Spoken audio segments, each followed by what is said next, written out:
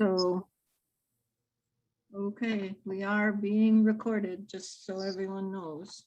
So, my name is Vicki Williams. I'm the chair of the Northeast Community Policing Council, and I just wanted to welcome everyone this evening to our meeting. We have a couple of very special guests tonight, and we're looking forward to their presentations.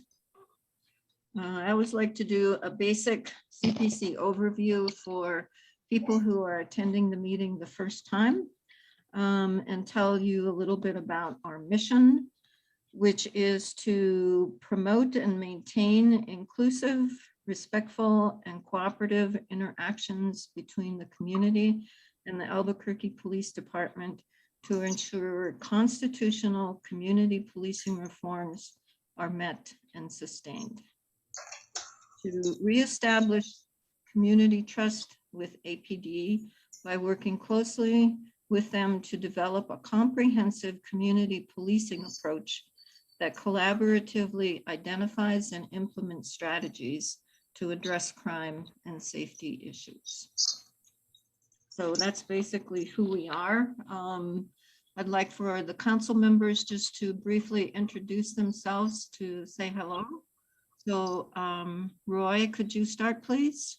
Yes, I'm Roy Turpin, the vice chair. I've been a member since December, retired city of Albuquerque employee, put in 25 years with the city. I worked for APD 22 of those 25 years. Thank you for all the people that are attending this meeting. Kenneth? Hi, I'm Kenneth Armijo. I'm also part of the CPC board. I've been a member for about a year now. And yeah, I'm just happy to be here and hope that we can continue to make a bridge between the community and APD. Thank you. Cassandra? Cassandra Morrison. I'm a retired Albuquerque Police Department sergeant from the Field Service Bureau.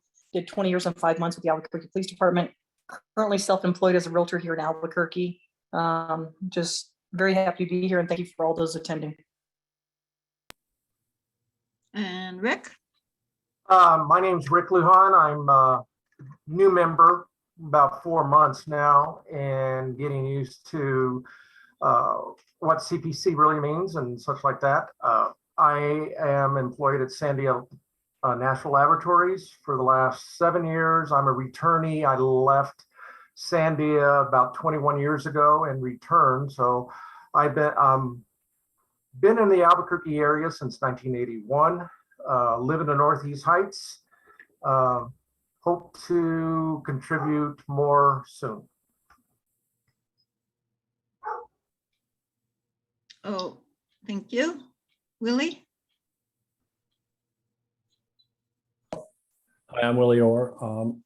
I'm a semi-retired geriatric physician who's been in Albuquerque initially in the 70s, and then I came back in 2008 and have been here since then. I've been a member about 7-8 months, and I'm glad to be part of this. Thank you. Okay, Troy? Hello, I'm Troy Taylor. Lived here in Albuquerque for about 11 years now. Been on the board for about 5 years. I've got 4 children here, so life is active and interesting and fun. But definitely glad to be on the board. Looking forward to hearing more from you all and your voice, and however we can be of service to you, please let us know. Okay, thank Ozzy? you. Ozzy. Oh. Rick? Okay, so we need to September agenda, and I do have a couple of changes to the, to the September agenda.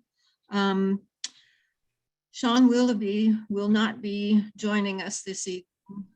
He had a previous engagement, and so we're very fortunate to have Acting Commander Rich Evans. He will be our guest speaker this evening, And Commander Evans is the IAFD, which is the Internal Affairs Force Division Commander. And he will be speaking about changes in IA, the backlog of APD investigations, and also a briefing on the EFIT team, which is the External Force Investigation Team. So we're looking forward to hearing information about that. So that item on the agenda, Martisa, if you could change the guest speaker to Acting Commander Rich Evans with IAFD. And let's see, I think that is the only change that I had for the September agenda. Does any of the other council members have changes or additions to the agenda? I make a motion that we accept the agenda. Second. All in favor? Aye.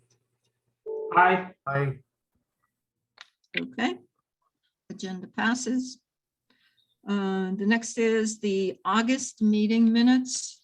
There is something that I would like to add to the meeting minutes, and that is the 2-question poll that we took last month regarding in-person meetings, if people felt comfortable meeting in person, and also the question of when people would feel meeting in person would meet their comfort level. And so we asked about October, November, and December, and there were 12 individuals that responded to that poll. So what I'd like to do is include those questions and the responses to those questions in the meeting minutes.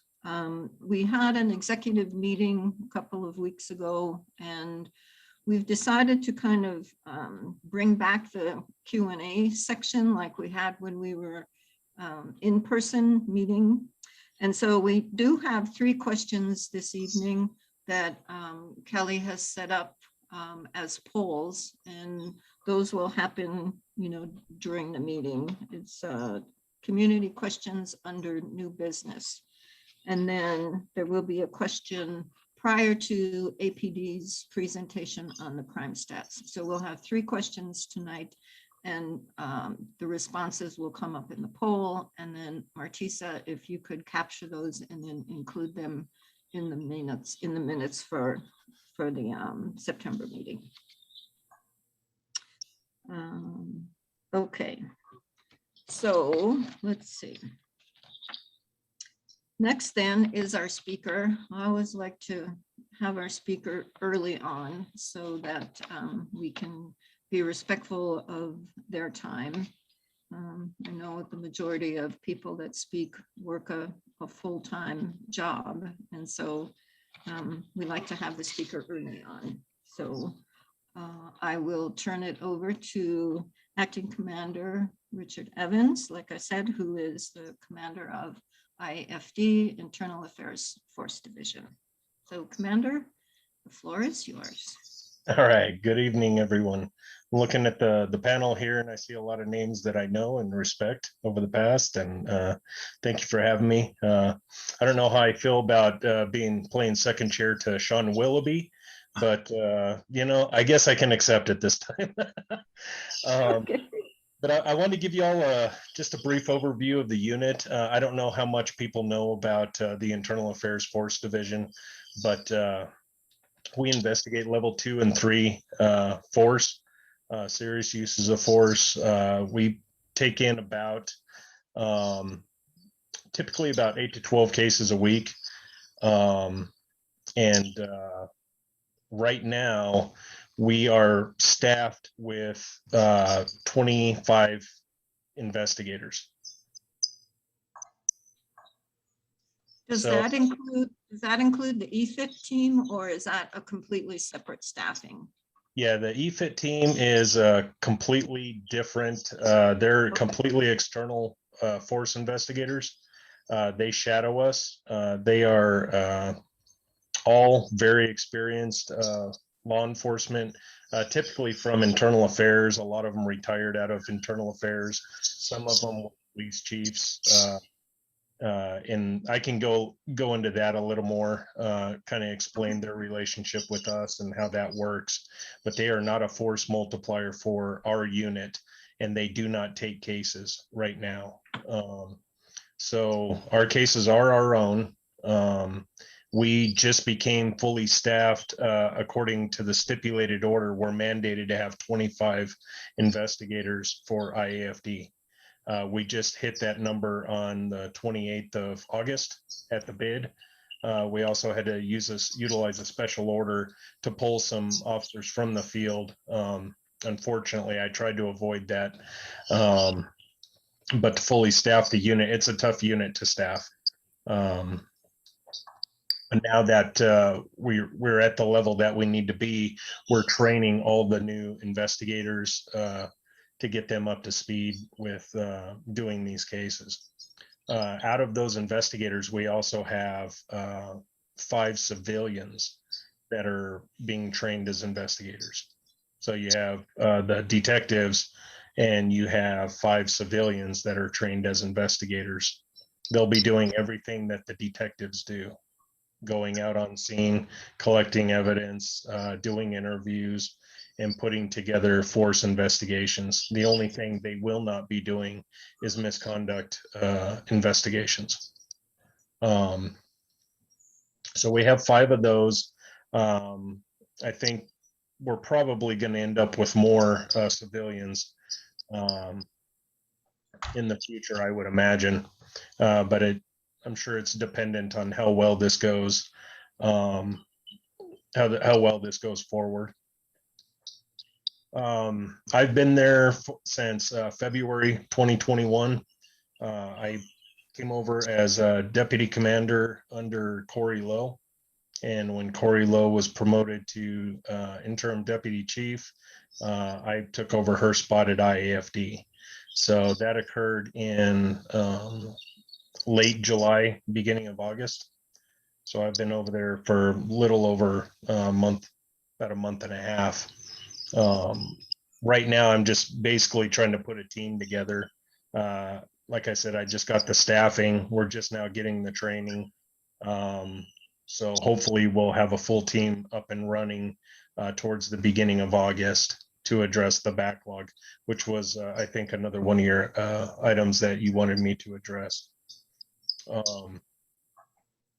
Is there anything you want to know about the team before I move into backlog and EFIT? Yeah, Willie. You're muted. Yeah, there we go. So, so you said you had to pull some officers who were on the in the field. How are they taking to being moved to your division as you train them? They're very polite to me. But I would imagine they're probably not happy. Most people that put in for police work, especially newer police officers, these are all P1Cs, but they're newer P1Cs on the lower rank, the lower in the seniority. And we took, I want to say we had to order 4 in. We got 6 from the bid, and then 4 of those out of the bid, I think they had issues. Some were promoting, some were retiring. There was just a few things that prevented me from getting the full amount that I needed. So we did a special order requiring the bottom 4 in the field of seniority, ordered them to Internal Affairs Force Division. Now, it seems like morale is high, but I really don't know, to be honest with you. Okay. I know I probably wouldn't be happy. Okay, thank you. You're welcome, sir. Any other questions about the team? I've seen none. You said that you have 8 to 12 cases a week, and those are use of force cases. Is that throughout all 6 area commands, or where do those cases come from? Yeah, all of our cases come from force interactions in the field within our area commands. Very few occur outside of Albuquerque, but we do take force investigations where our SWAT team is loaned out to other agencies. Oh, We also pick up throughout our investigations. One interesting, I guess, difference between us and internal affairs professional standards is all of our cases come from our investigations. So throughout our investigation, if we identify potential misconduct, then we generate the request for that investigation. And that comes back to us for investigation rather than we don't take any complaints from the field like professional standards does. So that's where we differ a little bit on the misconduct side. But moving into the backlog, currently, looks like everybody's sitting down. Currently, our misconduct is, at 667 cases. I don't have the exact stats with me, but it was roughly a little over 300 from last year and a little over 300 from this year. Almost real close in number. And once we get these detectives trained and we're operating normally with current cases and they're functioning like they should, then I can address the backlog. But I haven't had a functioning team. I don't think we've seen a functioning team over there since February. So now that we're, go ahead. Is it a combination of use of force incidents and misconduct, the 667, or are those broken out? That's just force cases. That's just force cases. And Yes, you ma'am. also investigate misconduct cases also. Yes, ma'am. So you can imagine there's going to be a certain amount of misconduct cases that come out of those force cases. Now, the misconduct, whether we can move forward with an investigation on those or discipline or anything, that stands to be determined by, labor board rulings, things like that, whether we can move forward with that. But they're all investigated regardless. Vicki, I have a question from the chat. Lieutenant Evans, I know you probably may have mentioned this, but could you repeat how many people you have investigating officers currently? Actually investigating, well, I can tell you that I have 26 entirely, all those people. I have 26 people. Okay. I'm allotted for 25. But I can say out of those 26 people, I've got about half of those conducting investigations. Thank you. Sure. And then out of that number, 5 of those are civilian. Okay. And what is the other half of the people doing? They're in training to learn how to do the job. Oh, okay. They're all brand new.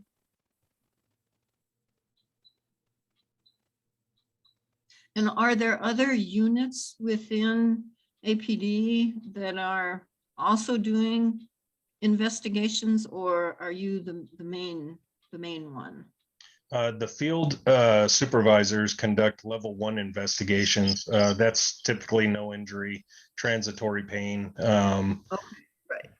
Yeah, so they do their own investigations. They forward them up to to my unit. Essentially, PRU is under IAFD, and they're sent up to us for review. Okay. Okay, so All right. Any other questions on the backlog?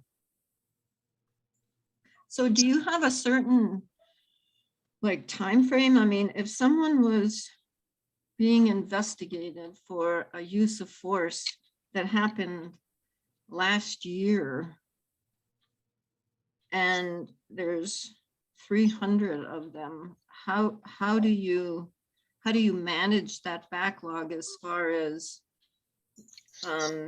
somebody had a use of force and then it's been, almost 9 months before it's being investigated and they're still out in the field on the streets. I mean, what is your management process for trying to get all of these done? And what happens to the officer in the meantime while he or she is waiting for this investigation? Are they, do they have fewer responsibilities, or what's the status there? Yeah, they're not put on any sort of light duty or any sort of restricted duty or anything like that. You could imagine with over 600 cases, you could imagine what that would do to the department. Yeah. So they continue working as normal. They're not misconduct. Force is not considered misconduct. How we look at it, it's just, it has to be investigated to ensure that we use the proper amount of force and look for training deficiencies, supervisory deficiencies, things like that. So, it's a good question though. How do we investigate these older cases? And typically what it kind of depends on what the rules are at the time and what we can do regarding misconduct and things of that nature. But how I intend on moving forward until I hear differently from the labor board is we're going to treat them just like any other force case. I'm going to be assigning people to address the backlog, preferably contract employees, if I can get them, if I can get the authorization to bring in contract employees, some more civilians. They're not going to be doing any field work. These will be done kind of in a vacuum under supervision. So that's how I plan to address it. And with officers that are on ILD, reasonable accommodations, that are assigned to me, if they're going to be with me for over 2 months, that gives me time to train them and put them on those cases as well. So I do have a plan about addressing the backlog. It's not optimum, it is what it is. I mean, I'm not happy about it either. But it's what we're faced with. And, I'm always going to be honest with the public and with my superiors about where we're at with these cases. And right now, that's what we have. My goal is to get us. Go ahead. Well, so there's a definite responsibility on your part to investigate 667 misconduct cases. And we can't just say, looking at them, stratifying them and saying, these aren't worth investigating. Yeah. Or these need to be, but so your responsibility is to investigate every one of them, no matter the level of misconduct. Yeah, and some of them may not contain misconduct. Again, I don't want to confuse force cases with misconduct. There may be misconduct within those cases, but they are not misconduct cases. They're all force. My goal is to get us operating properly with the current cases and the current force cases coming in. And once that's accomplished, then we can address this backlog. I would imagine, like I said, in October, we're going to see these cases being handled like they should to some degree. And then that's going to give me an idea of what we can do with this backlog. I've got a couple more questions from the chat. How many investigations can a competent investigator do in an average week? It's kind of it's a tough question for any investigator or any case for that matter. We take cases, everything from 2 officers out on a scene, taking a subject down to the ground and handcuffing him with no further force being utilized, to the shooting that we had up on Wandabo. 540 OBRDs, the video footage, countless officers on scene, we have this wide range of cases that we take. So it's really hard to pin it down. If I had to say, if I had to put a number on it, then I would probably say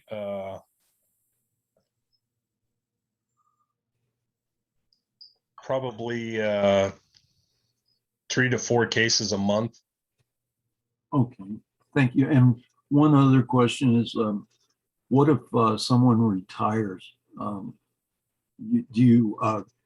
You'd have to go back and get the person with least seniority?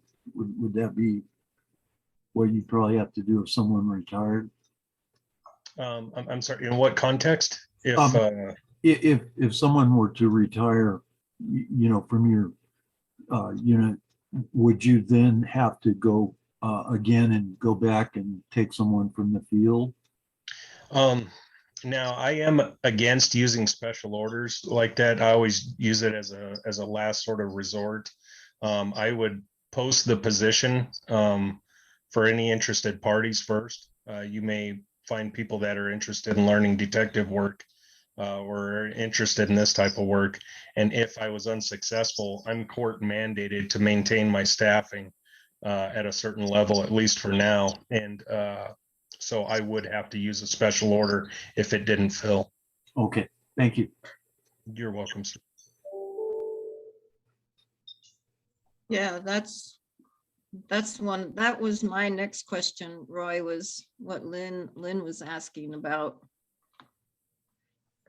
So what if there is an egregious use of force and the officer, knows that he's going to get hit pretty hard with it, and he just decides to retire and then goes to work for another police department, and that use of force or that doesn't valid. Sorry, I hear a dog somewhere. So I think, yeah, I heard a dog too. yeah. So how it's supposed to work is if we have a force investigation and it's a current force investigation, the officer feels like it's going to go south for him, he retires, we're going to continue our investigation. Now, at that point, if he retires, he's not obligated to come in and speak with us because really the only thing we have over him is employment to make him talk. Otherwise, he would be fired. So that's the only thing we can make him come in and talk in an administrative investigation. So if he takes off, we just continue with that investigation without that statement with whatever we have at the time. Now, typically, we do get a force narrative, an explanation of why they used force and their actions. We get a pretty detailed report from their police report and their force report. So we still have that to go on their statement. And if it's found to be out of policy, then it's like it always would be. It would still be ruled as out of policy. It would still be attached to his retention card. So, nothing changes about that, but the backlog is, I think, where people would be concerned is maybe there's stuff in there that we can't get to. Yeah. So is there a national database that says, that not necessarily a public database, but a law enforcement database where you can look up an officer to see if he or she has had, X number of use of force investigations or disciplinary actions or anything like that, so that the bad apples can't be, moving to a different law enforcement agency and doing the same thing? There's none that I'm aware of, but there's also some misunderstanding that because an officer has a lot of internal complaints or a lot of internal investigations or a lot of force, that he's a bad egg. And that may not be the case. We see some very proactive police officers, the kind of police officers that you want in your community doing proactive police work. And they do generate a lot of use of force. And it's only because they're contacting a lot of people. They're not just taking calls for service. Yeah, they're going out there engaging the public and trying to find out why that suspicious guy's in your neighborhood. And sometimes those turn into force. And so we have to be real cognizant of that when we're looking at maybe a disproportionate number internal investigations or force investigations. It's more about the content, I think, than the numbers. But yeah, to answer your question, I don't know of any like national database on that. Yeah.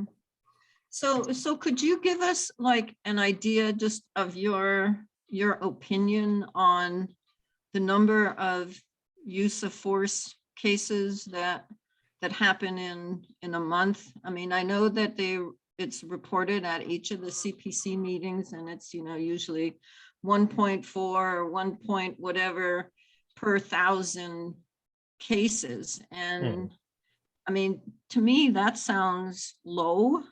And so do you think that the number of use of force cases that happen in a month, do you think that it's a reasonable number? I mean, because use of force is a tool, right? I mean, we're going to have use of force because people are not going to comply. So, I mean, it's not something that's going to go away. So how do we define, the number of them as being, somewhat, I don't know, acceptable or expected or part of the job kind of thing? What's your take on that? Yeah, so when you get that the statistics, that presentation, what you want to look for is any sort of anomaly, any sort of spike that's unexplained. I have yet to see a spike that is unexplained since I've been over there. I would say that I'm more concerned about each individual case, because overall nationwide, the number of force contacts with law enforcement are incredibly low. When you take the number of contacts that police officers have with the public, and of those that turn into force, it is incredibly low. But with that being said, it's vital to the health of an organization and to a community, for that community to have trust in their organization, that we are doing proper, thorough, rigorous investigations on each and every single use of force that comes through, to make sure that we're treating our public properly. And that's the whole reason for our existence. And if you have faith that we're doing good investigations and that we're being honest and transparent with you and showing you the statistics, and you're seeing us do good work, that's where that trust is built.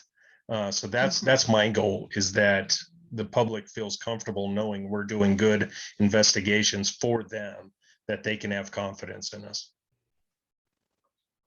Okay. I've got another question from the chat.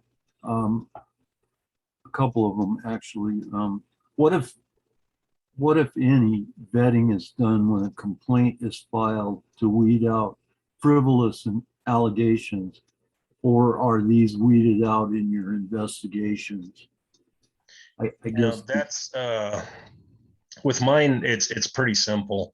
I think they're probably talking more about internal affairs professional standards, where they get a lot of these online complaints and things like that.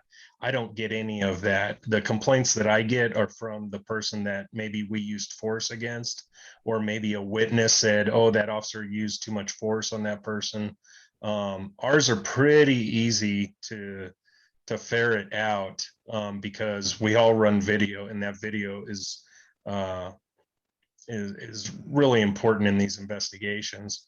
It doesn't always capture everything we need, but we can get to the bottom of these complaints pretty effectively with witness statements and all the other evidence that we pull in. The other question I've got here is this person says if handcuffs are too tight, it is considered a use of force. Is that an accurate statement? No. Okay. No, handcuffs that are too tight need to be adjusted to be a little bit looser. I guess it could be if we were utilizing that as some sort of pain compliance, or we were using that to punish the person. That would be improper. Yeah. We're trained on how to adjust those handcuffs and the proper tension on them. We're all trained in that. And if we go beyond that, it's not necessary. And that's something that we would look into if there was force tied to it. Thank you. That's sure. Yes, sir, Mr. Orr. Yeah, a couple questions. So doing a rough calculation, it appears as if it'll take you about a year, you think, if you continue to have the 25 staff members and you do the rates you think you can ballpark. Do you think a year is reasonable that you can get the backlog done, or is that longer or slower than you think it's going to take? I think it's going to take longer, Mr. Orr. The reason being is those 25 detectives are probably going to be utilized to be handling cases coming in. I'm going to have to get a feel for how many cases we're going to be able to complete properly. The operative word being properly, they've got to be good cases, and I've got to see how many they can take care of. Just like that question I was asked, how many can we do? Right. That number when we're operating efficiently. Once I have that number, then I'll know how many I can maybe assign to this backlog as well. But we're always going to have fresh cases coming in. And I believe it's vital to the unit to make sure that those cases are being investigated currently. So the whole process is working properly. If we're not keeping up with the current cases, we're really missing the ball. Yeah. And what kind of report does your division put out then? So when you do whatever number you do monthly, I don't know how you report them out. That's what I want. How do you report out what you found in your investigations? Well, I mean, where can we share that with the community about you had 20 two level forces and 10, you investigate those, what's the outcome of that and where do we find it? Now, that's probably a question more for my data analyst, but I would imagine it's posted on the city website. We do an annual force report that contains, and you're probably looking for something more quarterly or something like that. Sure. Which I have no doubt that there's probably more recent reports, but we do put out the annual report that contains a breakdown for as much data as you can handle. And I know we put out more frequently, but I'll have to get back with you on that. Maybe I can send the link. I can check tomorrow for the link. That would be great, just to see. So I'm not sure what the report looks like after you've done the investigation. You did 20 level 2 and 3 were justified and 17 weren't, or how it looks. So we can then report that to the community on the frequency basis we can get it. Yeah. I'll look for that link tomorrow and I'll see if I can't send that up to you. Yeah, you can send it to Vicki and Vicki can send it to me. Okay, great. Or Kelly, one of the two. I mean, those are the two people. Yeah, it seems like Janet used to send us a monthly use of force report, and it was each of the area commands and the different levels, 1, 2, or 3, but it hasn't really been consistent as far as us getting them. Sometimes we get them and sometimes we don't. So maybe Kelly, is that something that you could take a look at to see, contact Janet? Because sometimes if I get it, I'll include it in the invitation to the meeting just so folks can have a chance to look at it. But it doesn't go into any outcomes. It just kind of gives the numbers for the area commands. And yeah, I also present to the CPOAB every month, and that is a public meeting. So I present those stats. Vicki, I thought you were getting that report. I actually have it. I'll forward it to you right now as the meeting goes on, because we do have it. It does come out every month, but I didn't realize that they were sending it to you. Okay. Yeah, Janet used to send it to us, and I don't know if, her responsibilities have changed or. Yeah, I don't believe she's involved as much with the CPC, so we probably just dropped the ball somewhere. So we'll make sure it starts getting sent back to you. Okay. All right. I've got a couple of questions from the chat that come from 2 different angles. The first one is, why doesn't the city use more civilian investigators to investigate the use of force cases so that more officers, can go back to doing law enforcement? And another question on that same line is, why isn't the city using people with law enforcement background to conduct the investigations instead of civilians with no law enforcement experience? Okay. I guess that could be answered many different ways, but if you could. Yeah, I can answer both those pretty simply. Okay. We do use people with law enforcement degrees and backgrounds. I think one of my civilian investigators is former law enforcement from another agency out in, I forget where, but like Alabama or out there. Some of them are investigators for CYFD that have come over. I have one of those. One was a former crime scene investigator for us. We get varying backgrounds, so we're trying to be very cognizant about who we hire to investigate officers. So to the question, why aren't we hiring more civilians to investigate the officers so we have more officers in the field? I think that's, everybody would like that. However, this is uncharted territory. I don't know of anybody that's ever done this with civilians investigating law enforcement in this type of context in internal affairs. There's a lot to be seen. It's a testing ground, really. They did take a lot longer to train because they're unfamiliar with law enforcement 10 code, policy, chain of command. It's a very difficult training process. They took almost triple what it takes to train a detective. And with that being said, a lot of what our investigations entail is from an objective, reasonable standard, which legally is from a normal officer's point of view on that scene. How do you train a civilian to understand that what an officer would do, if they've never been an officer? But we're going to find out. We're going to find out. So we're doing it. And from what I know, we're the pioneers of it. And, I'm excited to see what the results are going to be. And if we're successful, then of course we're going to continue. We already have more in the pipeline as far as wanting that job. So if we're successful, I'm sure we'll keep moving on them. That's great. We may be a guiding light for other departments attempting to do this in the future. Mhm. One final question. Are all use of force investigations begun because of a formal complaint? And if so, is there a penalty for filing a false report? No, that's again, it's the difference between force investigations and internal affairs professional standards.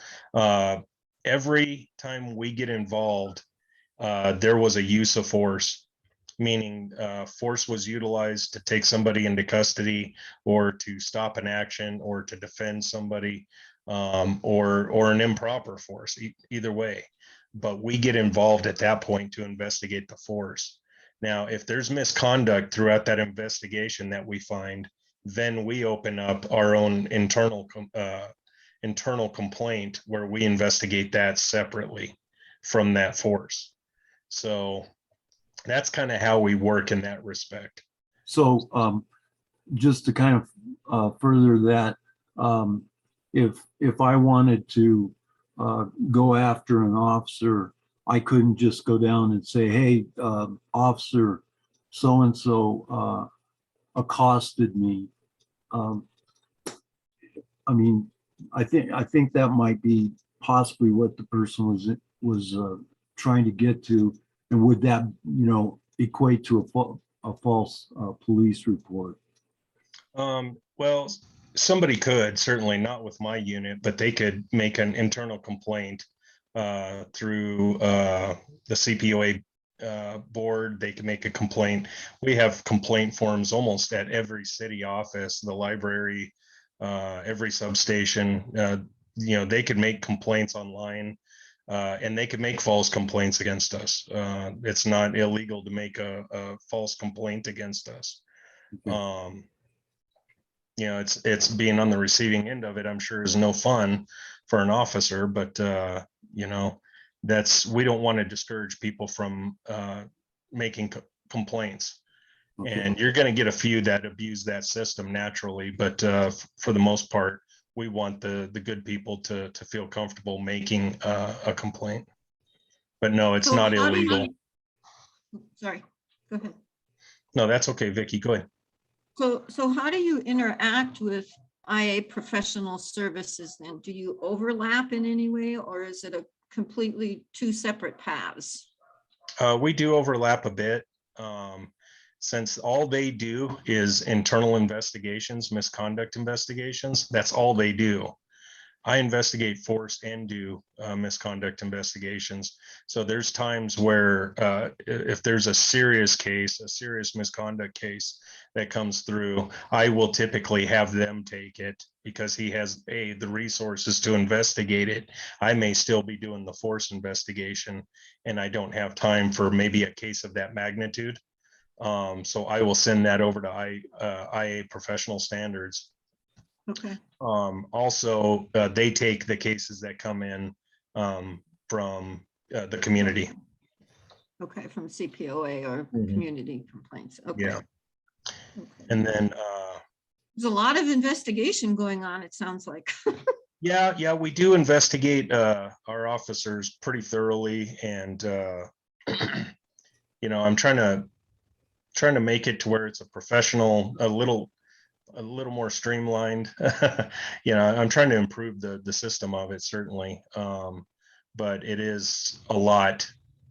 It's not what we're hearing on the news that I have 90 people investigating officers. I certainly don't have that.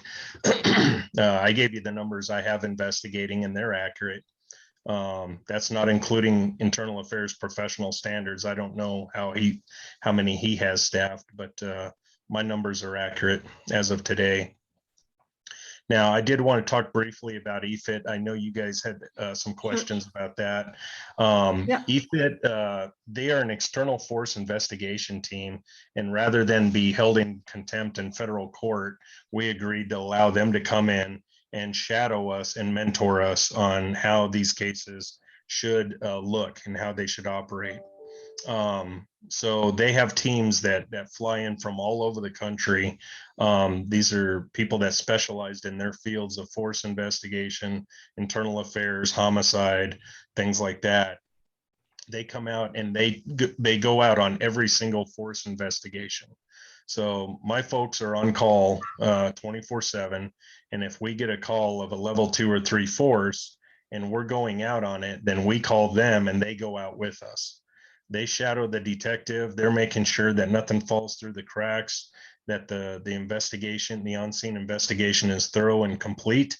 And then they check up throughout the week to ensure that the investigation is moving at an acceptable speed and that it's thorough and complete.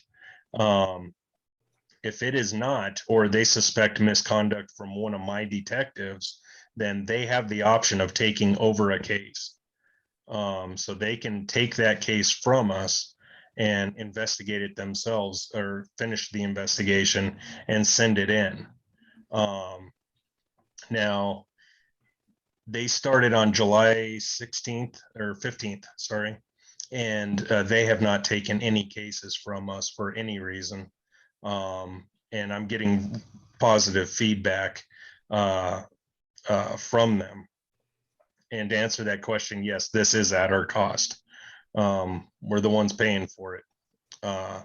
This whole process has been a very expensive endeavor with getting into compliance with the CASA and with EFIT, all these things.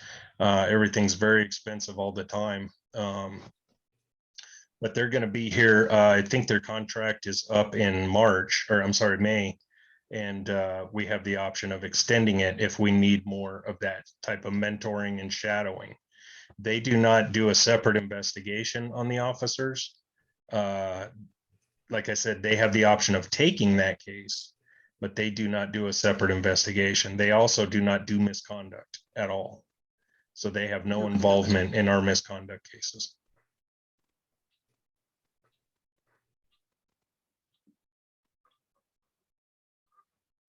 Any questions on EFIT? And how many are on the EFIT team? I'm sorry, you may have said. You have 3 administrators or admin personnel supervisors, and then you have teams of, I want to say 3 detectives and a supervisor. You have, last count, I think he has 4 teams of 4.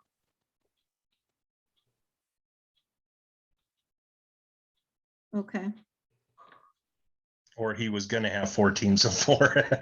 I'm not positive about that, so. But they have to keep up with us, so he'll hire however many he needs, I'm sure.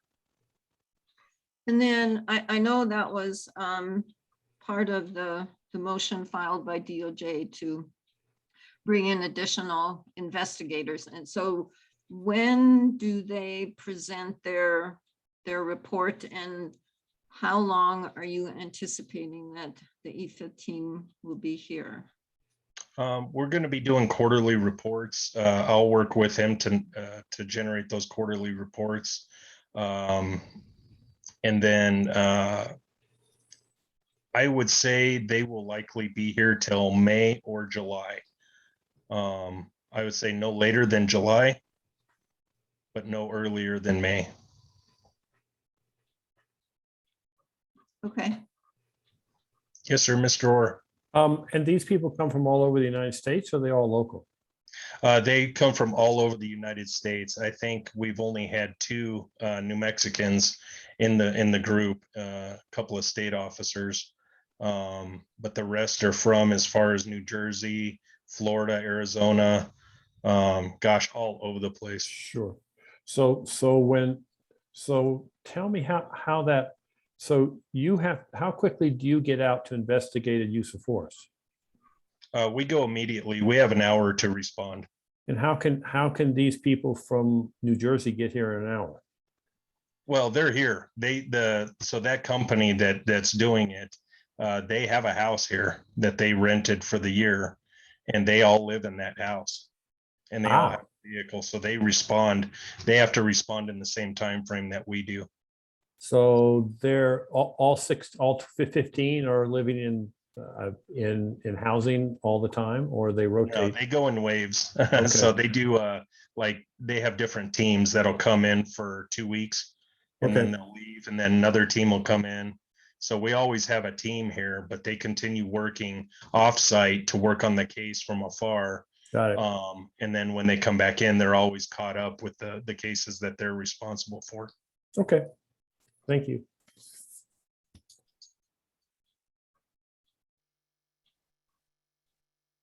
Any other questions? so will the quarterly reports be a public document and on the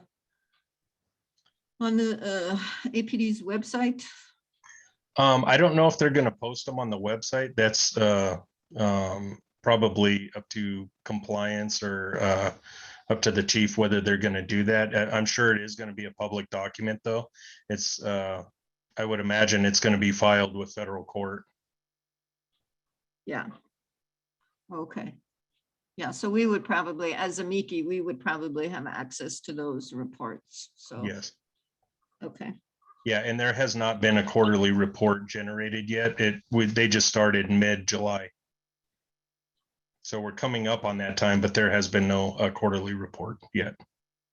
Yeah, okay. I've got one final question here, or another question. What impact does the use of force investigation have on officer morale? I think we're all, over the years, we've all been kind of used to being investigated for use of force, just not to this degree. I don't think it's necessarily the force that bothers the officers, the investigation into the force. It's the fact that these investigations turn up these very minor policy violations, like typing on your computer while you're driving, or checking, because we check our calls, we multitask, Yeah. doing things Yeah, like if you that. ride along with them, if you do a ride along with them, they're always on their computer. So Yeah. just get rid of that policy. Yeah, so you can imagine the amount of these small policies that we see because we have to review all the videos. So that generates these internal complaints on the officer. And I think that's more the morale killer than the force investigation. I think we all accept and understand that we're going to be investigated every time we put our hands on someone, and that we should be. There has to be, a level of oversight on that. However, this nitpicking sort of, going after them for these very small violations, I think that's really what's hurting morale. Yeah, I mean, at the Foothills or at the Foothills meeting last night, Detective Willoughby was telling us about one officer that was written up because he was eating a burrito on the way to prisoner transport because he hadn't had a chance to eat, and it's against policy to eat while you're driving. Yeah. And I mean, it just sounds like we're so overburdened with policies that it's, to me, it just feels like it's overwhelming for officers to know every single policy and to adhere to them when, they're out there trying to do their job. And it's pretty complicated, pretty complex. And I'm just wondering if there's a way to siphon down some of those policies, or, just get rid of the ones that don't really have any merit. I'm not talking use of force, but I'm saying just in general, Well, I can say that I absolutely agree with you. I'm trying to bring some common sense to this. We'll see if I'm successful or not. If you see me in a month or two, and I guess I'm successful. If there's someone else sitting here, I guess I wasn't. But that's a good attitude.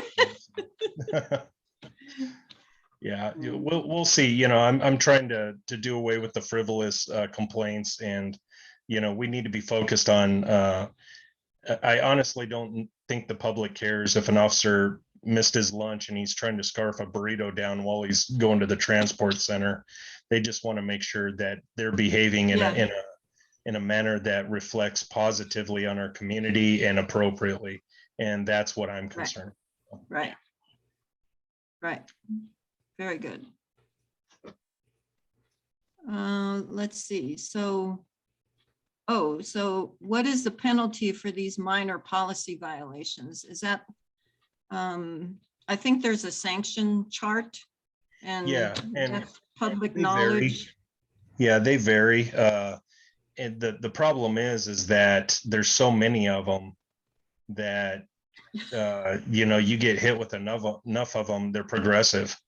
And so you might be getting suspended because you ate a burrito and you typed on your computer and you didn't turn in a report within by the end of shift. And that's what was happening, is officers were being suspended for these very minor violations because of progressive discipline. I know IAPS is trying to address that, and I'm trying to address it by focusing more on serious complaints. Yeah, that makes sense. I mean, what's logical, looking at it. Gotta have some common sense, right? Yeah, right. Okay. Okay, so Roy has said that penalties for violations are located in the chart of sanctions in the in APD's standard operating policies. So, and those are all of the policies that APD used to operate on are public documents. Anybody can review those at any time. So if you're interested in knowing about sanctions, that SOP is out there. And do we have a comment there? It says, it seems to me that the more we know about these frivolous, nonsensical cases, the more we can do to tell our elected leaders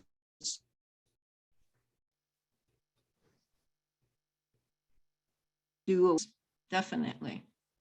So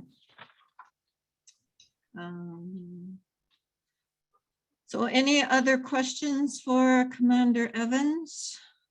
So let me ask you, Commander Evans, because we're all hearing about these. So if you are looking So you wouldn't, your department, your section wouldn't say, I was looking at this use of force and the use of force was okay, but he was eating a burrito, so he needs a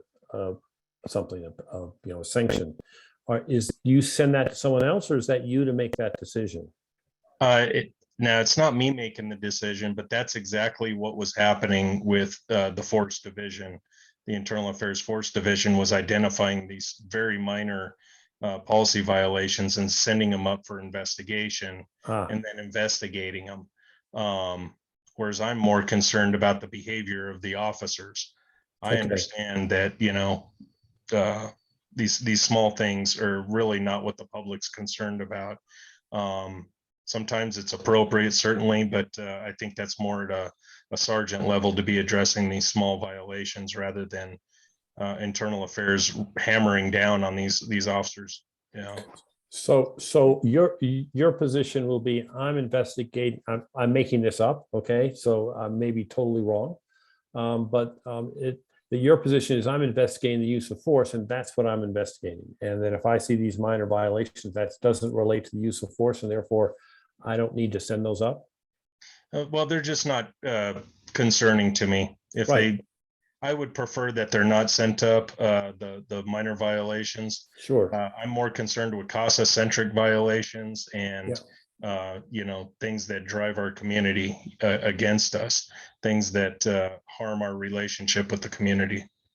Yeah, no, I think that's a reasonable approach, and that's what I was kind of asking, is you have kind of that authority to say what I'm looking at use of force, and that's what I can look at. And these minor violations, I don't have to look at them very much if it doesn't affect use of force, which makes sense to me. That's a good, reasonable decision.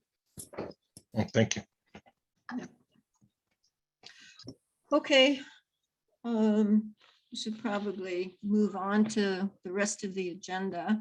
I just wanted to thank Commander Evans for educating us on IAFD and EFIT and all of the other acronyms that happen within APD and within life. It was very good information. We learned a lot, and we hope to see you again with additional information on backlog numbers and updates on EFIT. So certainly. Thank you all for having me. I appreciate it. Well, we appreciate you being here tonight. Of course. Thank you so much. You bet. Take care. Okay. Okay. So next on the agenda then is, okay, so there was something in the chat that I wasn't sure that I understood about a ordinance. And this is from Peggy. She's saying, I'm not sure if there is other business, but I'd like to make a request that someone in administration take the responsibility to join the discussions regarding the Neighborhood Association Recognition Ordinance 021-71. The current discussions with community leaders indicates that many neighborhood associations will close up due to the changes imposed. And I will be completely honest with you, I have not read that ordinance, and I'm not familiar with this individual's concern about neighborhood associations closing due to some changes. So if anyone on the panel has information on that, Francesca, have you heard anything about Neighborhood Association Recognition Ordinance? As our crime prevention specialist, I think you might work with some of the neighborhood associations, but I am not familiar. That would actually, I'm sorry, go ahead, Willie. No, you go ahead, Francesca. You probably know more than I do, which is the last I heard, I think the Office of Neighborhood Coordination is working on it. So maybe in the future, maybe you could have Vanessa Baca, who's the manager over the division, maybe come on and talk to you guys. I know they're working on reorganizing how the city is involved with neighborhood associations. So I don't know if maybe that's included on there. I pulled it up, Vicki, and it was introduced a month ago, 6 weeks Okay. ago, by Isaac Benton. And there were a couple of amendments which I have, but reading the legislation, I'm not good enough to know what the issue is particularly. So, but that's what I can tell you. So if you look it up, it's on the City of Albuquerque site. Okay.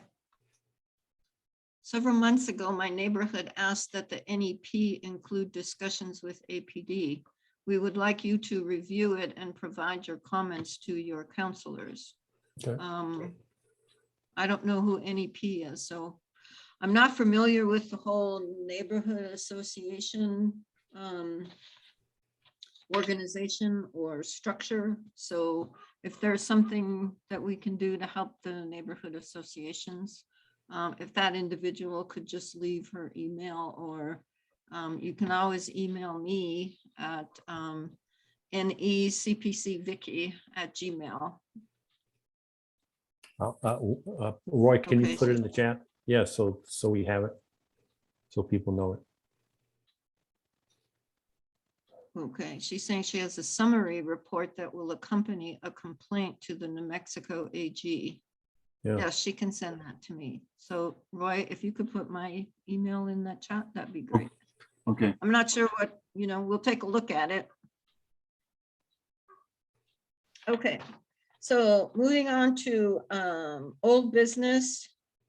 I'm assuming that we will be continuing with our Zoom meetings until things start settling down a little bit more with Delta and with COVID. So that is my assumption. Kelly, have you heard anything from any of the community centers about opening up for public meetings? Well, the last I talked to him, I spoke to the community center, which one was that? The Valley used, and also the West Side Library, which was used by the Southwest, and they said we can book. It's up to us, but it's strictly a decision to be made by the council at this point. Okay, well, and so then that leads to the last month polling result. I don't know, did we display the results, or was that just sent? I don't remember if we displayed it in the meeting or not, but so I think when we asked about doing a public meeting, 48% said yes, 58% said no, that they weren't ready. And it was a total of 12 individuals. And when we asked about what month they would like to start back, 25% said October, 42% said November, and 33% said later than November.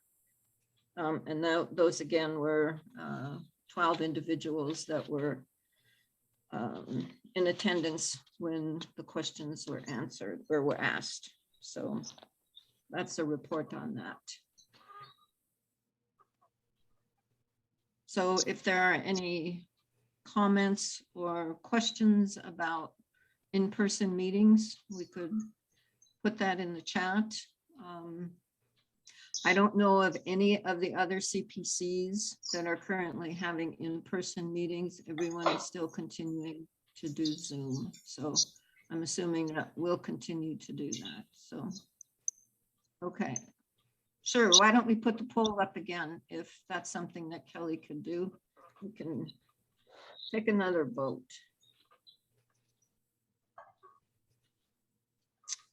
Okay, let's see. Do you have an interest in returning?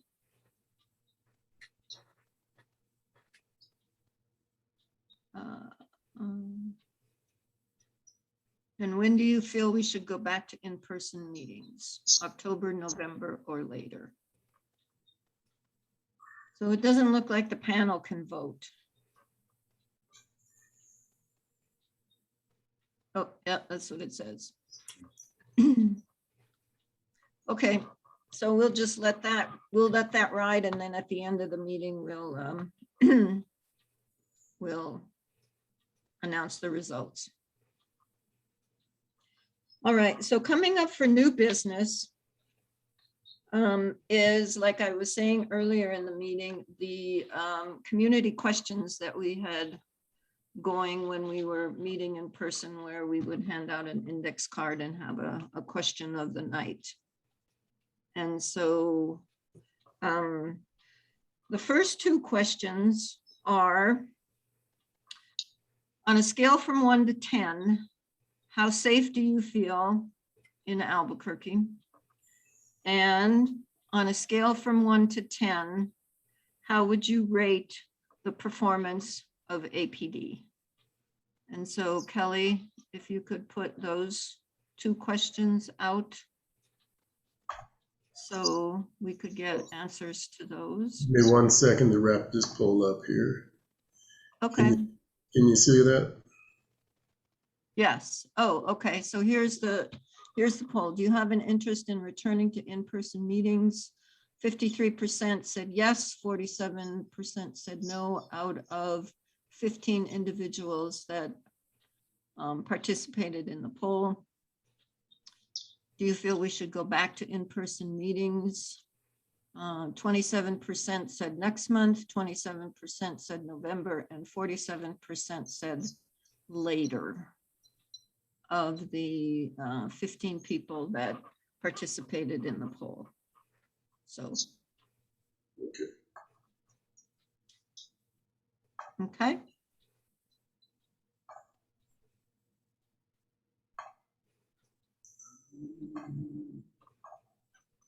And Mike Krachowski has made a comment about hybrid meetings, and I think that's something that we have talked about multiple times, and that is what we would like to do, is continue Zoom and do in-person meetings. So. Okay, the second poll. Okay. Okay. Okay, so the first question, do these crime stats tell you what you would like to know regarding crime in the Northeast Area Command?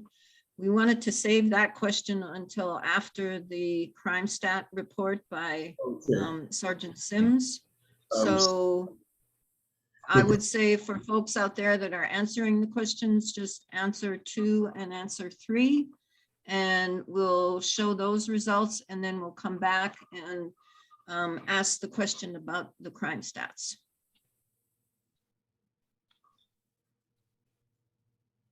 This is only our second time doing this, so you'll have to kind of bear with us while we get this together.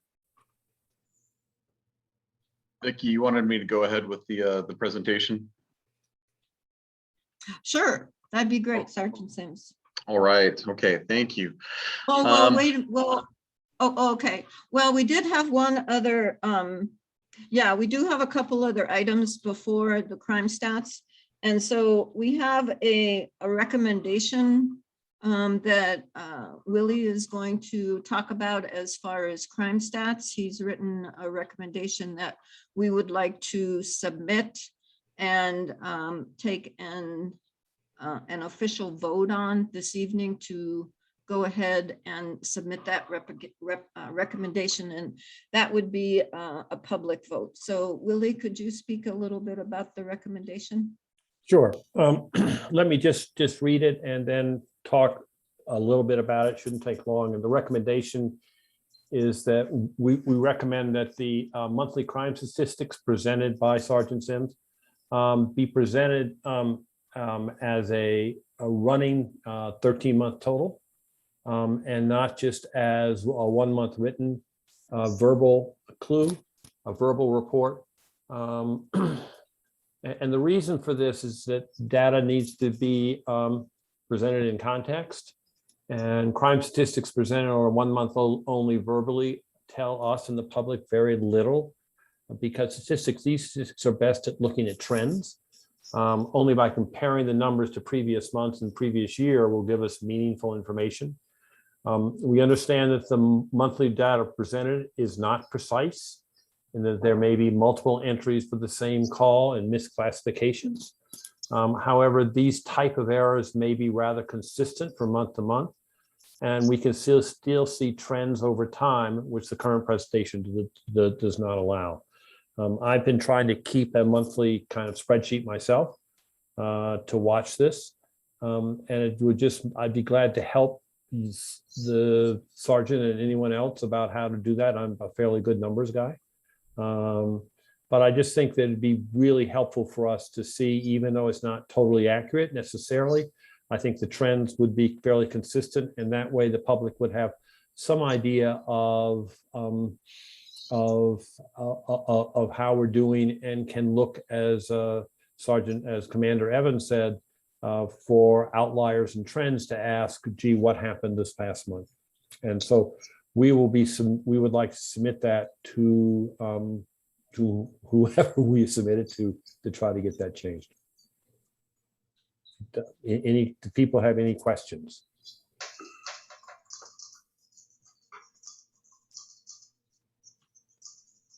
Okay. Let's take a vote then.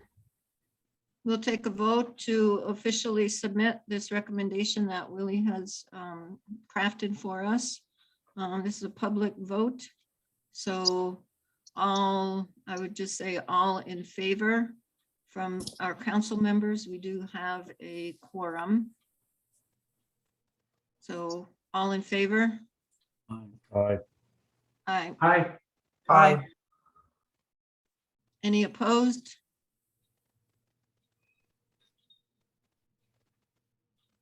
Okay, it passes. So Willie, if you could email me the recommendation, and Sure. I will put it into the template and send it to Kelly, and he will submit it to APD for a response. Very good. Okay. So next on the list is the introduction of Lieutenant Jennifer Garcia. She is the lead for APD's Community Engagement Unit. And I asked her to join us to help us understand what this Community Engagement Unit is, what her role is in it, and how she views the interaction between the Community Engagement Unit, the community, and CPCs. So thank you for being with us this evening, Lieutenant Garcia. Thank you for having me and for the opportunity to go ahead and speak with all the CPCs. A couple of months ago, the chief developed a new section within the department, the community engagement section. That encompasses, and it's changed a little bit, but it encompasses several different units within the department. I've taken on core services as well as our SHIELD unit. But more importantly, in the past, we had school resource officers, and we still have those officers. However, we have changed their name to community engagement officers. They still work in the school. They are responsible for dealing with all of our youth programs, running our youth camps like we had in the summer, and our imprint program. Our imprint program was developed a couple of years back by one of our officers and at the time was a first grade teacher at E.J. Ross Elementary School. He is now, I believe, the interim principal at Alamosa. But it was a program that these two came up with. Just, officer went on a call, met the teacher, and decided that they wanted to work on having the officer attend and participate with the first grade classes. A curriculum was developed over the course of a couple of years. It's gone through our 7-step process with the monitoring team. And we now have approximately 25 officers participating in about 15 to 20 different schools running the program. It is a collateral position, but all of our community engagement officers also participate in that. The other thing that I do with the community engagement, and this is really what I wanted to talk to you about today, is I oversee our ambassador program. That is a newly created program. I have 18 collateral officers who are liaisons between the department and 10 identified groups. These groups are community groups that in the past may have been underrepresented within the department or felt like they didn't have a voice. Those include the Asian community, Hispanic, Native American, African American, LGBTQ+, our senior community, ADA, US veterans, refugee, and our faith-based communities. As you can see, a lot of those communities overlap, so you can be a member of multiple communities, which is another reason we have so many ambassadors. A couple of them require more because they're broader. Our faith-based, I actually could use a couple more ambassadors because that's such a broad community. But all of our ambassador officers interact with not just the community they represent, but other members. We have partnered with New Mexico Community for Deaf and Hard of Hearing. I understand that my audio is very poor, so I'll try and speak up. We partnered with LULAC. I work very closely with Office of Equity Inclusion for the city, and they do a lot of the training for our ambassadors. Transgender Resource Center, Albuquerque Pride, First Nations, the Mexican Consulate, Lutheran Services, Special Olympics, and I have Torrance Green, who's on the panel today to share kind of his involvement. He's with Black New Mexico movement, and he was very instrumental in getting this program started. And so I invited him to kind of give the community side of what the ambassador program does and his experience in working with APD and whether or not he feels it's improved the relationship with his community or not. One of the things that the ambassador program does is we ask members from this community to meet with our cadets, to have lunch with them and share a little bit about their experiences. Also, when we meet them, we do not tell them what we think they need from APD. We ask them what they want from APD. So the goal is not for APD to go in and tell them what we think they need to know, because we don't know what those communities want from us. So we want the ambassador program to really be about that community, not about APD, because we need to work together and collaborate on issues. So if you don't have any questions for me, or you can ask later, I'm going to turn it over to Torrance and he can share a little bit about his experience and his involvement. Okay, great. Welcome, Torrance. Thank you for joining us this evening. We appreciate you. Thank you. Thank you for having me. Pretty much like Jennifer said, it was about a year ago that we started working with, it was actually just Chief Medina. The situation happened. We got in direct communication with him, and the lines of communication started. Black Mexico Movement is a social justice organization. We were out there protesting George Floyd, leading a lot of the protests, Breonna Taylor.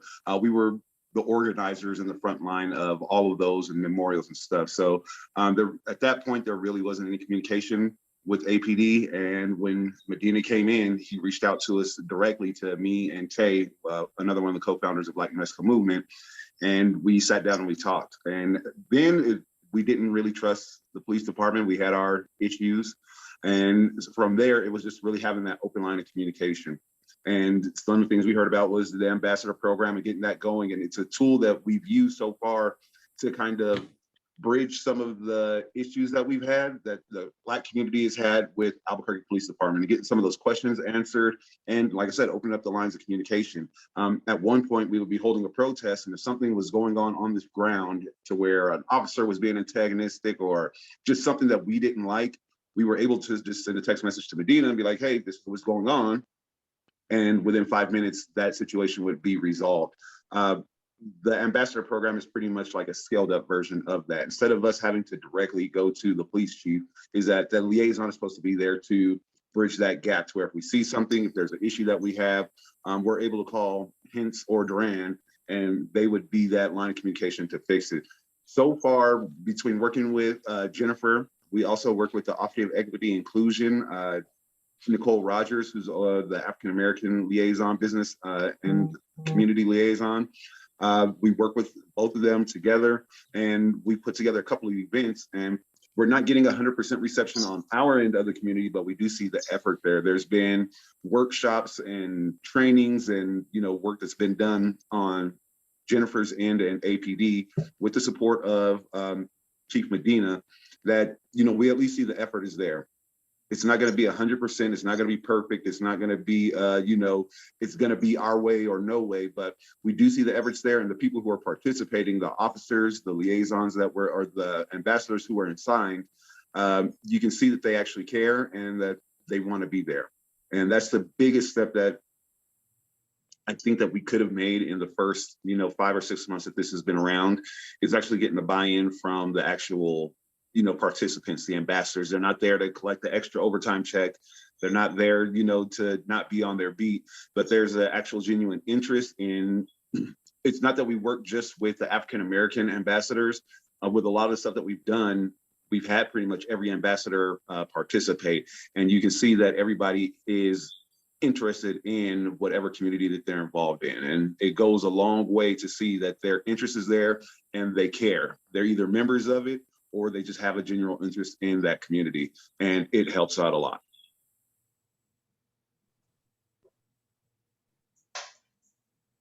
I don't know if you guys have any questions or if you're interested in anything else. Anyone? Roy, did you have a question? No, I was just checking the chat. I don't see any questions yet. Okay. Well, and Well, one thing I forgot to mention that the ambassadors also focus on, and this is working with the community as well, is recruiting. So I also oversee our recruiting unit. And part of the ambassador's role or mission is to recruit from the different communities, so the APD is representative of the community that we serve. And I apologize, Roy. Oh, thank you for that clarification.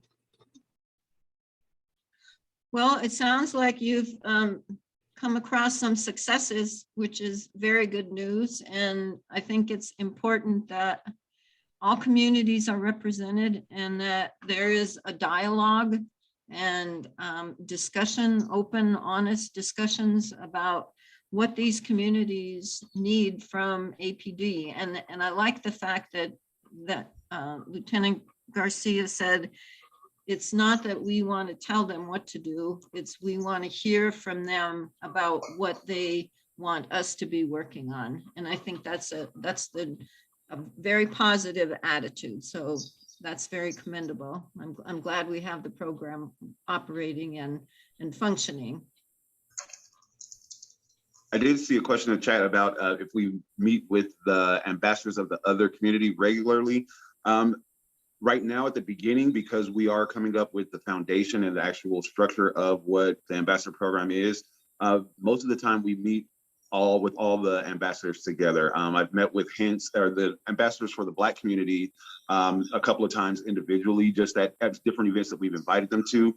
But in most of the settings and the situations we've been in, it's been with every ambassador that's involved in the program.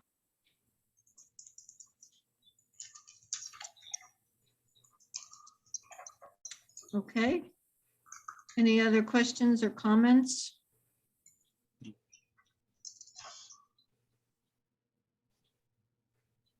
Well, thank you both for joining us this evening. we're looking for additional reports down the road on the successes of the ambassador program. So Thank you, Vicki, and thank you for including us. Sure, anytime. You're welcome anytime to come. Thank you so much. Thank you. Okay, so sorry, Sergeant Sims, I kind of waylaid the crime stats. So, okay, so that is next on the agenda. And I see we also have some individuals from recruiting, so we want to give them a chance to speak.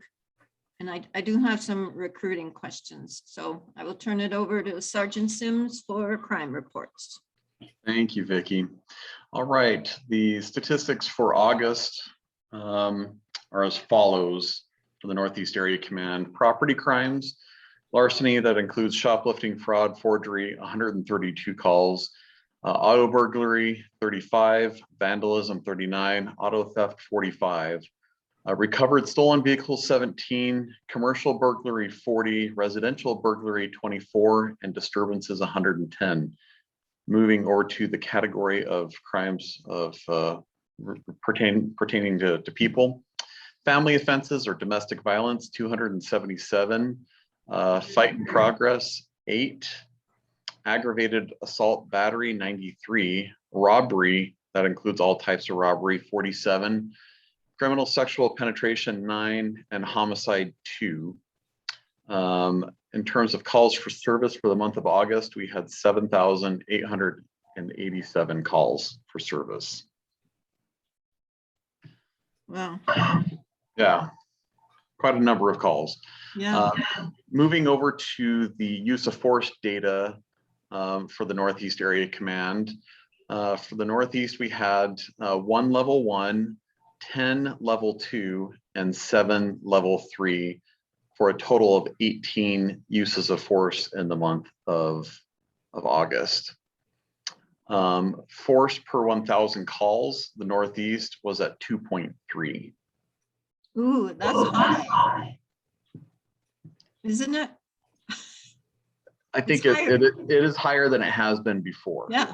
Yeah, no, it's that's why I want the statistic. Yeah, it was that high in January. But actually, since then, it's been hovering around 1.4. So yeah, no, it's been higher. And the number of calls actually was almost identical to the month before. I mean, literally within 9 calls of each other. So, but yes, the rate, especially the, both the level 2 and level 3 have been up significantly. Has there been any, when there's an anomaly like that, or stats go up or go down, do you do any kind of investigation as to, well, this is what was happening, or we had this extra, crime thing going on and that's why it's up or that's why it's down? Do you do any analytics on those? So I do not. That may be something that pertains to IAFD, but I am not aware if they dig into it. I mean, if you look over a 12-month period, every area command has spikes and decreases throughout the year. And I think we're just seeing one of those spikes for August. And historically, I mean, in years prior, is this a general annual trend? I mean, sometimes you see, I don't know, I'm just curious. Yeah, it varies from month to month. I can't really speak to what the trends are specific to uses of force, or if we've even identified trends from one month to another. Again, that would be more something that IAFD, if anyone, would be identifying those trends. They would be the ones looking into that. Okay. In terms of the calls associated, or types of calls associated with those uses of force throughout the city for the month of August, we had 9 on-site suspicious or people or vehicles, 8 disturbance calls, 6 family dispute, 4 aggravated assault battery, auto theft, shoplifting, armed robbery of an individual, suicide, continuation of an earlier use of force, wanted person, and suspicious person or vehicle each had 2. Child neglect, behavioral health, auto burglary, stolen vehicle found, bait vehicle activation, tactical assistance, shots fired, drunk driver, burglar of residential, auto theft, carjacking, armed robbery, commercial or traffic injury with injury. Each had 1 in that category. Okay. If you had any other questions, I'd be glad to stand for that at this time. I've got a question in the chat. I don't know if Sergeant Slimes, if you can answer this, but do you have numbers for number of arrests or perpetrators identified, and any sense of how many had prior records or were on pretrial release? Do your statistics go drill down that deep? No, they do not. In terms of what do they mean by perpetrators identified? As it relates to the use of force, or? I'm not sure. Possibly, it's I guess maybe just relating to arrests. I'll read it again. Do you have numbers for number of arrests or perpetrators identified? I think that's. I think I understand what she's asking. There's a further clarification that she added. You know who did the crime, but haven't arrested the individual yet. Okay, so we're talking outside of the use of force then, just the general crime data. Yeah. No, that's not something that we have been tracking in terms of the number of arrests made within the month, and tracking how many cases that we've taken where we have identified a possible suspect, but an arrest hasn't been effected yet. Do you know, Sergeant Sims, if that data is being collected maybe across all of the area commands in, the analytics and the data collection areas within APD? I know that we're looking at a lot more data, and so it seems like if we're looking at that data or to get those numbers, it would be something that we would look across the whole, all of APD and not area command specific. So those data may be collected somewhere, but not within the area command, somewhere within the analytics, department or. So I'm sure that they could, they definitely can track how many arrests we make within a month. I don't think that that's necessarily a problem per se. In terms of identifying suspects that we're trying to move forward on a case, that may prove a little bit more difficult in terms of when you cut that off, because you may find that out 3 weeks later or 4 weeks later outside of that month of reporting time. And so I think that might be tricky to tie an analytic analysis to within that specific time, if that makes sense. Okay. All right. Commander, did you have anything about that? Oh, they do know the arrest numbers. Now those, we don't report out on those, or I can't report them out to you because those are based on reports that are in records and vetted. But we use a system called Peregrine that pulls data from all different facets of the department. And it's more up to date on certain things than on others. So for the month of August, I could find out a rough number of how many people were arrested in the city. It wouldn't be completely accurate until all of those arrest reports are in. And I want to say records is still 4 to 6 weeks-ish behind on processing all of those reports. And so, you don't have complete numbers. In terms of identifying individuals and So each type of investigation, we have property crimes investigations, we have violent crimes investigations, we have gun violence investigations, we have homicide investigations. Each of those groups keeps their own stats on how many cases they have opened versus how many have they identified somebody versus how many they've arrested. I don't know of a central location where all of that is culled. I do know the department is updating the reporting software. It's supposed to go live in November. And so I think one of the case management system is much better than what we have now. So I do think that those numbers will be more accessible. So they do exist, but in terms of accessibility right now, just because each division tracks their own, I don't know if there is a way to get a central number of like how many open cases there are in all categories versus suspects, all of that kind of thing. Okay. So Kelly, could you put up the question number 1 now for our poll as far as asking the attendees if the information that was presented was what they actually wanted to hear?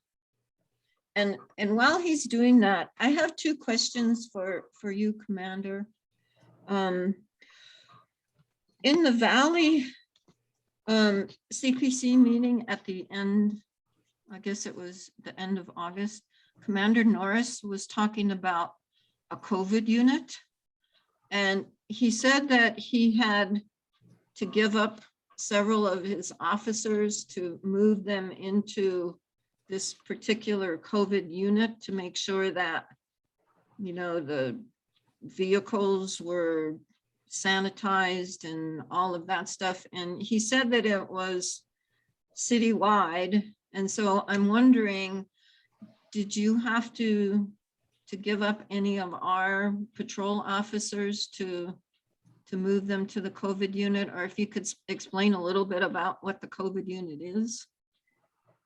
So they did initially when COVID hit in 2020, we had one lieutenant who was processing all of our, somebody had symptoms of feeling sick or whatever. I mean, we had to track all of that. We had to make sure those people were put on isolation, that they were tested, and we had to be able to account for putting people back in service and all of that. And obviously, one individual really, if you think of the scope of that, just knowing how much that particular thing affected all of our society, one person couldn't handle it. So they started utilizing individuals who were on light duty, meaning that they were injured and could not serve in a field capacity anyway. They were utilizing those people to assist that lieutenant. And as far as I know, that's still what they're doing. I know that I was recently forced to give up officers for the IAFD investigations, which Commander Evans spoke of. I know that the Valley, and so there could have been, I don't know if he misspoke or if there was a misunderstanding. The Valley, because of the way that they had to force people to IAFD, the Valley lost 3 officers off the same squad to that unit, which basically decimated that team. And so every area command ended up having to balance that. The other thing that occurred is we all lost one of our public service aides, and that was to our operations division. And I'm not sure, that could have been what he was referring to in terms of sanitizing vehicles and that kind of thing. I did lose one of my public service aides. So, but I'm not sure specifically what that person's being tasked with. Okay, yeah, because he made it sound like it was like a brand new unit and each commander had to, you know, move some of the officers, like sworn officers, into this unit to, you know, be COVID safe. And no, that I'm really not aware of that. Okay. Like I said, I did give up officers. I mean, one of the complaints that I will receive frequently, and you will probably receive frequently or have seen, is the response time of the field officers and the lack of I request extra patrols and I never see anybody and all of that. That is all due to loss of staffing. And I have 2 officers right now that are on temporary assignment to our reality-based training unit because they are trained to evaluate those scenarios. So it's a necessary evil of complying with our tier 4 training, but it's just another, you've just heard me name off 3 different things that have pulled staffing from what are record low staffing. And so what happens is, yeah, I have people screaming up and down for, I call the police and nobody shows up. And you know, I'm not gonna sugarcoat it. They're absolutely right. They are calling, and that's where we're at. Yeah. Okay. So yeah, so you know, we were thinking about, well, is that something that you could subcontract out to someone that doesn't have a badge and a gun, you know? So I mean, you said you're using officers that are on light duty, and maybe that's, you know, better than contracting it. I was just wanting to try to get a little clarification on what the unit was and if we lost officers because of it. So okay. And then my other question is, now that we have the new bid, do we have new officers assigned to block captains, and are they making contact with the block captains? Well, that's a nice segue into something that I wanted to definitely bring up. So yes, the list went out. So the bid went into effect. I did send the list out. Francesca actually compiled it for me, and that is now out. And so they have a deadline of October 1 to make that contact. So your block captains will start seeing the emails or the phone calls. And as you know, the community engagement is something that I'm very keen to making sure that we keep up with, so that people, at least they might not get through to 242 cops, but maybe they can at least talk to an officer on the phone about ongoing issues in their neighborhood. So that did go out, and that's a segue for me. I just want to make sure that we bring up, some of you are aware, Francesca Purdue, our crime specialist, did accept a lucrative job offer with another agency. And I'm very proud of the work that she's done. I'm very proud of her. If I could chain her to her desk and not let her leave, I would, but apparently that's frowned upon. So she definitely deserves the opportunity to move on to bigger and better things. So we wish her luck. So I will just publicly thank her for her service. And I think that also just a kind of same context, just be aware, if you, in the next week or so, if you start sending her emails, it's going to tell you it's undeliverable or you're not going to get it. So with that, I'll kind of pause there. Okay, well, I would like to say, Francesca, thank you so much for your assistance and your help with the CPCs, and I wish you the best wherever you're moving or wherever you're going. I know you'll be successful because you've just got that drive and energy. So thanks for everything that you've done for us.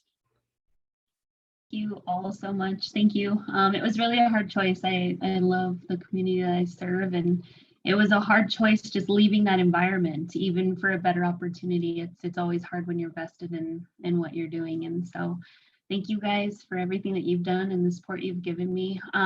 Really quickly, what I want to know, when you are talking to block captains, what I found is that some people don't realize that it's an official program, that they actually have to get vetted through the city to be a block captain. And so most people get frustrated that they don't have contact or receive contact from a police officer because they've kind of self-deemed themselves a block captain, and we have no idea that it exists. And so they just need to make sure that they're going through the formal process, which is through Laura Keene in the Southeast.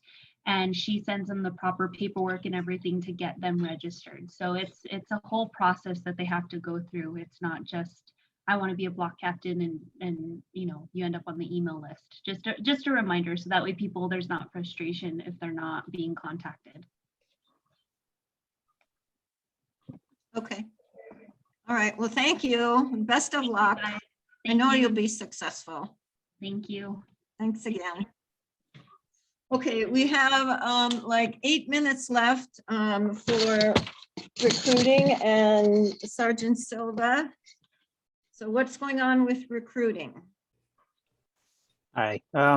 So just give you some updates. We are still doing our next class, which is scheduled for December. And we have 27 that have passed chief. So as of Monday, we have another 34 that are in backgrounds process. That means that they've already taken the written exams and they're at some point in the background process. And those are just cadets.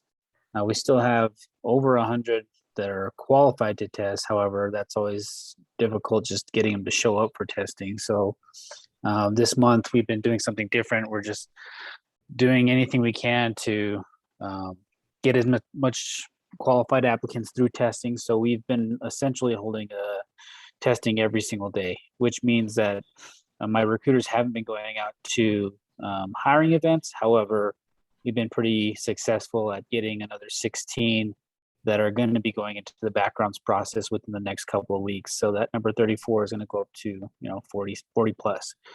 And so we hope that's going to help us get our goal for December of 70 cadets. PSAs, there's still a huge push for PSAs. So if you know somebody who's 18 or older with a GED and has a valid license, let them know we're hiring for PSAs. And that's the future of our department right there, the PSA program. So we're really pushing hard for those guys. Laterals, laterals has never been, something that we get a lot of. We only have 3 in the backgrounds process right now. We have another 10 that are qualified to test. Actually, today we just got 2 more that passed our initial testing. So we can get, that number up to 5 if they continue in the process. So. And currently in the academy, we got 48. They graduate October 22nd, if I'm not mistaken. And then we have our CNM class that still has 17 cadets. And that's what I got for recruiting.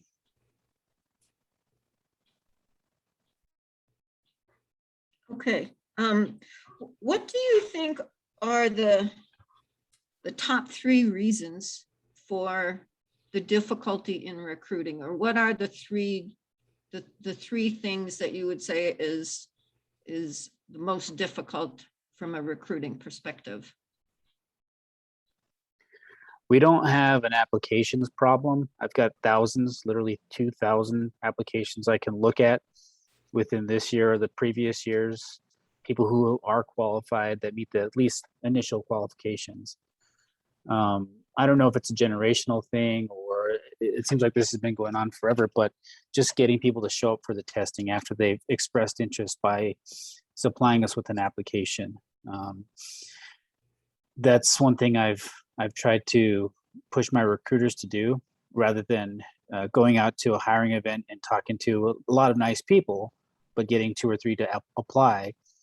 Let's look at those that were already interested and let's get them across the finish line. So what we focused on heavily this past year since I've been in recruiting was what I call applicant engagement, which means that we continuously reach out to applicants, that we do everything we can to be that helping hand to get them to the academy and take our tests. And so I've gotten a little bit of flack from, people who maybe are traditionally minded and say, well, they should just do it themselves. But I have to use myself as an example. I would have never applied if it weren't for my buddy applying with me. And there's a lot of people out there that just don't have that. So if we can be, a helping voice just to get somebody to get in the door and take our tests, then that's what we'll do. Now, we won't do anything that's going to affect their scores naturally. We're not going to help them cheat or anything like that. We're not going to overlook. If the standard is 15 minutes, 14 seconds, and you are 15 minutes, 15 seconds, and you're a really nice guy and I like you a lot, you're still not going to make it into the academy. We'll give you another opportunity to try again, but at no point will we lie for a candidate to get them across the line. Right. So if you had a magic wand, how many officers do you think we really need on the force? And I'm talking, boots on the ground in in patrol cars doing patrol? I mean, what number would you like to see? I mean, realistically, and this is just my personal opinion, so please don't Yes, express this as something that I've done any sort of research on. But when I look at the trends and what the community wants out of police, they want well-trained police. So realistically, whatever number you're looking at, you've got to double that, because while those officers are patrolling, the rest of them should be training. And it should be this continuous cycle of having enough officers to patrol and enough officers to be in training to meet those goals that the community wants. So, I mean, realistically, in my mind, if you want a truly professional police department that is expertise in everything that you would want out of a police officer, then we have to continue with the training that we do, and you have to have enough officers to patrol the streets at the same time. So, I mean, you need a lot more than, you know, what anybody ever thinks that they need. I mean, basically double what you think you need. It's the same thing as you're chopping firewood. Once you Right. think you're done, double that. right. Because you always want them to be in a continuous mode of training, and they can't train and be on the streets at the same time. So you would want to funnel those people through training and be on the street. So that makes sense. Yeah. Right. And there's another thing you said, the, you know, top 3 things that I think we find that I've found to be, and this is coming from fresh eyes because I've only been a recruiter for a year. So by no means am I the expert authority on this. However, looking at the New Mexico Administrative Code, it just needs a whole revamp. We need to move to what people are doing now, which is online testing, and expand our ability to get testing to applicants so that they can just do it at home. I mean, you have colleges that are doing online testing around the country, and that's completely acceptable. People are still earning degrees in a number of courses, but policing is still largely antiquated testing. I mean, give them a stone and a chisel, and that's basically what we're doing. It's old testing. We need to update all that, and you basically move into the 21st century, you know, with everything else. And so I think that the New Mexico Administrative Code needs some revamps in that matter. And the other thing I think that would be beneficial is you have folks out there putting themselves through college, earning criminology degrees, public safety degrees, but we don't look at that as part of our entrance standards for law enforcement. And that's because the New Mexico Administrative Code requires that we teach them those things, which they've already learned again in the law enforcement academy. So just getting all that reviewed and shortening those academy times by any amount is going to greatly help people get out there on the streets where you need them.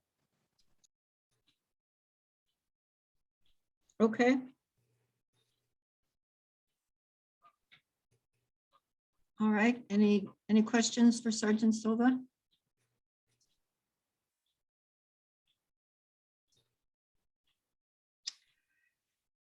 Okay, well, anyone have anything else? We are out of time. So, okay, here is the poll. Do the crime stats tell you what you would like to know regarding crime in Northeast Area Command? 62% said yes, 38% said no.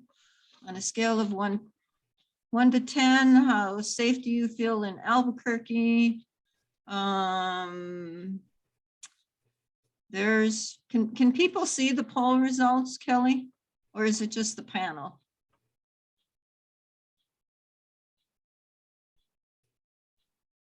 We can't hear you. I think it's just the panel. Okay. I'll have to check on that one, but. So it looks like number 4 on a scale from 1 to 10, people feel safe. Number 4 looks like wins, and that was 31% of the individuals that participated in the poll. And no, that's why I'm actually reading the results, is because it's only the panelists that are able to see.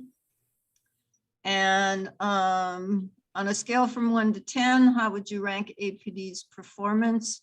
It looks like 7 and 8 would be the winners with a tie. So what we will do is we'll go ahead and announce these poll results in the next meeting and put them in our minutes. And for those are individuals who are asking if we could see the results, our minutes will reflect these, and our minutes are on our CPC website, which is hosted by the city. So we'll report on them next week, and you can see the results in the minutes. But all right. okay. So we're 2 minutes over. So thank you, everyone, for joining. Thanks to the council for the questions. I think we had a really good discussion. I've learned a lot. Hopefully everyone else took some tidbits away from the presentation by Commander Evans and the ambassador program, the successes that they're having too. So I guess that's the end of the meeting. So could I ask for an adjournment? Okay. I will Second. just say everybody, I'm sure, is in agreement. So we will see you all next month. Thank Take care, everyone. Thank you, Stay Vicki. Thank safe. you. Have a good one. Yep, Have a thank good you. night. Well, Thank Bye-bye. you. Have a good night. thanks, everyone. Thanks, Kelly. Thanks, Martisa. Take We'll care. see you later.